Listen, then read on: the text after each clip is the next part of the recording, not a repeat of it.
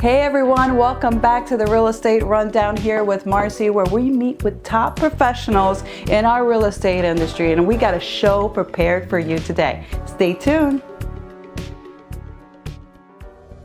Welcome back everyone to the Real Estate Rundown here with Marcy, and I'd like to introduce you to our next guest, Justin. Thank you. Thank you, Marcy, for having me here with the Worldwide title. Such a pleasure to be here. Thank you, Justin, for being here. I can't wait to share with our audience a little bit about who you are, what you do, and some background on your story, how you got here. Some background. Well, I want to bore you. No, I'm kidding. But so I moved here. I'm from Wisconsin, Midwest guy. Moved here about 20 years ago. Started up in the music industry. So yeah, complete 360 to where I am now. I did that for a few years. I had no interest in getting into real estate, but one of my clients that I worked at the studio with was a real estate broker and had convinced me to steer into this field because she's like, man, you have the personality, you got the drive, you'd be so good at this.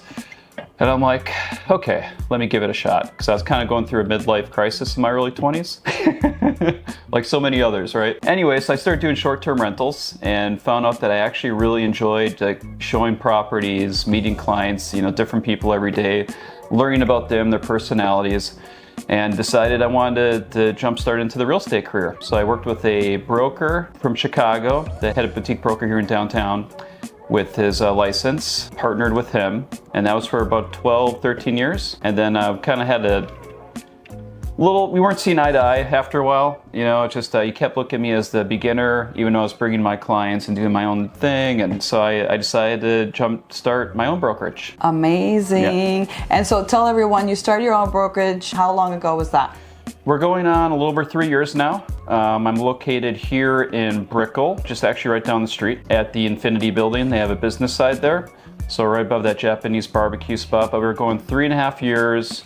I have about, 18 agents with me now. Still looking to expand, build, and hire more top producers. Guys, don't let him fool you. He's been in the real estate for over 18 years. He opened up his brokerage because he saw a niche in the market that was missing. And his boutique firm is now with 18 agents already in just 3 years and growing and expanding. Yes. So you got to shine because you're amazing at what you do. Thank you. And you don't get here without the passion and drive that you get in this field, especially in real estate.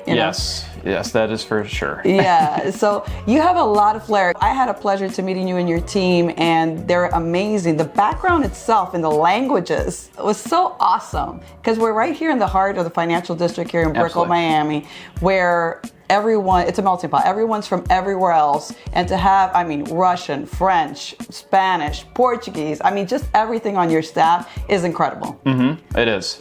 They're very diverse, have a great team, passionate about what they do. Always looking to hire, people that have the same passion, mindset, drive. Always looking to explore our client base as well, so that the fact that we have all this diversity with language is, allows us to keep growing and expand even in the foreign market as well. So. Yes, and your team are some, on the newer side, but some experienced realtors too. They really jumped on board with the type of person you are, the type of core values that you want to bring, and the broker, they shine. A lot of them gave me a great feedback about you, and so wonderful to hear because I've been doing this for a long time, and hearing, the feedback about their broker is really positive. Well, the thing is, I've been doing this on my own for so long, and then, you get in your own work habits, but I didn't become a broker just to continue to strive by myself. I want to expand the knowledge I've gained and pay that forward, to the people around me, because I want everybody to bring food to the table. Yeah. It's not fun being on top of the mountain by yourself. Yeah. No, and collaboration is key to success. Very. And partnerships. Like how we met. Yep. So. And how we met. Yeah. I want you to share with our audience, a story in your journey in real estate. Something, Negative, positive. Something you want to share. I'll share something that was that turned into a negative, but ended up being a positive in the end. So this goes back early in my career. A client found me. I won't give his name because he doesn't deserve the airtime. But he was a buyer, found me online, and he was looking up to $5 million. So I'm like in my 4th year. I didn't do my first sale until my 4th year in real estate, by the way. Wow. So the first 3 years were all rental deals. And then I stayed in contact with them. I also was using Craigslist 16 years ago to build my database, which I'm not sure if anybody uses that now, but it was free. So why not? I made a lot of money going that route with Craigslist. But as this client found me, I'm guessing maybe on Craigslist, but he was pre-qualified. He sent me the pre-approval from this lender up in New York, and I verified with him, and he's like, yeah, I've done deals with this guy. So I'm like, okay, he found me, let's pave the way and keep moving forward.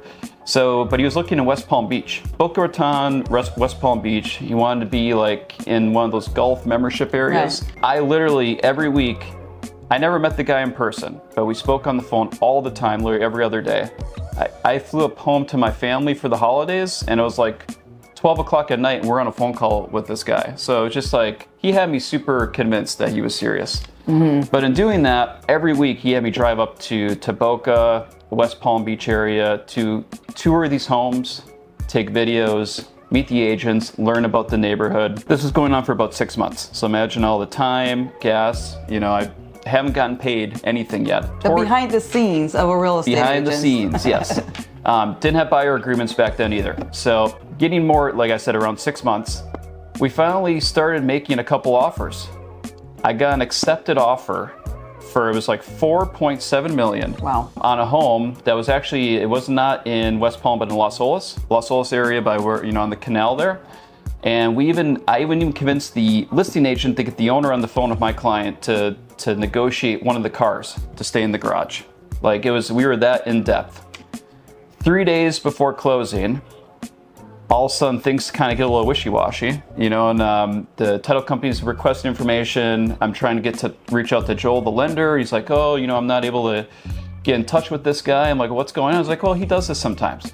I'm like, well, have you closed a deal with this guy? I mean, did you check proof of funds, tax statements? He's like, oh, I can't, give that information because I have an NDA signed with him. So I'm like, okay, this is getting a little weird. Anyway, to make a long story short, he was never serious. He was a complete fraud, a fake pre-approval. And not only that, I was also under contract on a $3.5 million commercial building he was going to buy in Fort Lauderdale. So I had like almost $8 million in contract, set to close in 60 days with this guy, and it made me look bad. He completely disappeared. Last time I looked him up online, he was in jail in somewhere around Niagara Falls doing some fraudulent activity. In the end, I was so devastated. All the time and money I put into this client, but then I gained so much knowledge in the luxury field of something I never even had the opportunity because I didn't have a client base of that nature. But I was looking at all these homes between that $3 to $6 million range, learning about the golf club, the memberships, the requirements, and just getting to know like what these homes consist of, you know? And so in the end, I take it as a huge plus and positive in my career is how it helped guide me steering into the luxury field. It was the beginning for you. Yes. Started negative, but ended it extremely negative. But now in the positive because of that experience. Yeah. A lot of people don't know the behind the scenes of a real estate agent life. I have a deep appreciation for what you guys do every single day. And I value that so much. It's so good to know. A lot of people share, all the positive things, but it's good to say the negative, and you still won. I turned into a positive. Yeah. I mean, there was one. I mean, you have so many stories, right? Especially going 16, 17 years into this. You've been in it longer. I had another one where we were in contract. This was still early in my career. It was a $400,000 home in Miramar, and this woman came, saw the property. We went into contract, cash deal. I never asked for proof of funds. Mm-hmm. So we get to the day of closing. No proof of funds. This gentleman that the contract was under, I speak to the wife. She has never, well, supposedly the wife, they were engaged. She never met this guy. They had a conversation for the last 3 years through text message and internet chat. And day of closing, she had her luggage ready with her kids to move into this house. And I'm like, how crazy can someone be? And that crazy. So that was another one that went sideways. No positive from that one. Oh my but goodness. we deal so much as brokers and my agents. I mean, I wish people, people watch Netflix all the time and see Selling Sunset and all those shows that it's so glamorous. So far from the truth. So far from the truth. Thank you for sharing that story. It really helped the audience understand the the trials and tribulations that a real estate agent goes through on a day-to-day. How important it is to work with a good, reliable title company? It's extremely important, and it's imperative to your success and to succeed in this industry. They're like your backbone. Having a title, escrow for me as a broker, is a backbone. I mean, they're going to protect you in so many ways, especially down here in South Florida with all the fraudulent activity going on, buying a property, violations, liens. I mean, you have no idea what's happening, especially now with these HOAs, the guidelines, there's no regulation on these HOAs, and they're always, I'm not talking, not every HOA, so let's, take a few steps back, but you need guidance, you need someone to go to when something occurs. I just told you right now, we have an issue in Aventura on one of our condos where I'm dealing with $40,000 plus outstanding lien, and they just sent us an email, they're gonna foreclose on us. But this has been going on. We took ownership of the condo a year ago. Right. And the previous association never even filed the lien. I mean, what association lets a condo with an outstanding balance go for 3+ years? So it's so important. Having a real estate agent is so many, title, inspection company, appraisal, lender, so many partners that you have to have, and same level of service and expectations to serve your client in the end. There's so much behind the scenes that happens to get to the finish line, right? And it's so important to have that team ready, 100% ready to go, to have the same service for your client, so the client has a wonderful experience through Absolutely. it all. Absolutely. Yeah, it's key. So Justin, please share with our audience how people can reach out and get in touch with you. Great question. So how they can find me, well, our brokerage company name is called K&M Realty Corporation. So you can Google that name and come up and it'll show our address. I'm there most days of the week. Also, I have an Instagram. I have 2 Instagrams, so you can reach my personal at my name, Justin Knops. That's KNOPS _ sells with an S, luxury. And then my business page is KM _ Realty Corp.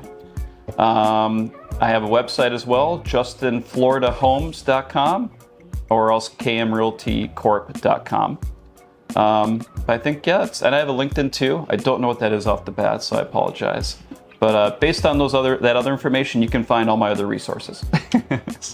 Well, thank you, Justin, for being here. It was a pleasure. Thank you for sharing with the audience who you are, what you do, and how people can find a professional in our real estate community. So waiting for your phone call. Yes. Thank you, everyone, and see you on the next episode. Bye. Bye.